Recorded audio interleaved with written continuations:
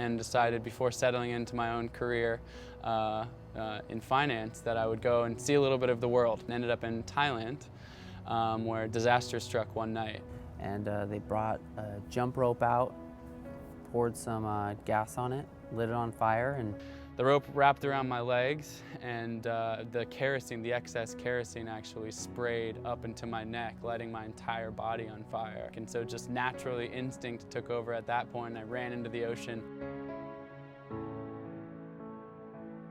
I didn't know what had happened. He wasn't screaming or anything. And as he walked out of the ocean, I saw his legs. And right away, I was just like, I didn't even know what to do. And I was treated for burns that covered 22% of my bodies, basically mid-thigh down to the tops of my feet on both legs. So both legs were completely burned, severe second degree and some third degree. But a few more seconds away from the water's edge, and I would have been burned from the neck all the way down. So, which in Thailand, with the infection rate over there, was probably a matter of life or death. We got him home as soon as he could fly. And I'm crossing my fingers that he's going to make it on the airplane. We walked in and I'm crying. Colin is probably a little bit, he's incoherent. And the nurses and Dr. Polito, they just enwrapped him and they just took him on. I just followed. At that point I felt like, okay, my job is over and I can let go and I can relax. He's going to survive this, but we can't tell what his quality of life is going to be. We're going to know more in a little bit. His injuries were confined to his legs, essentially the upper mid-thighs downward almost circumferentially, and he had done a good amount of healing, but he still had some scattered open sore spots, and the new healed areas were still very thin and fragile.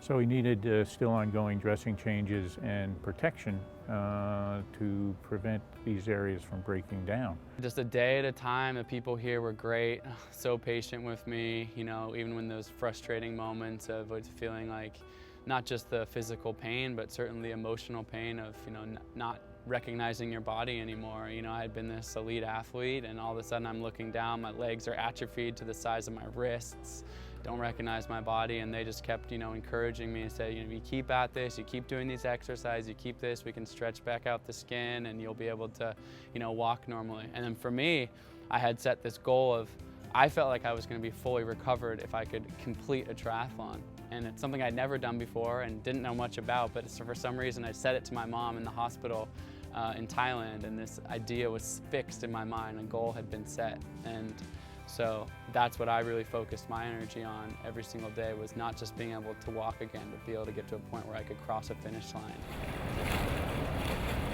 So when he said he wanted to be a triathlete, I said, okay, baby, let's talk about it. Let's get into the details. But in my heart, I was thinking, God, I hope you walk again.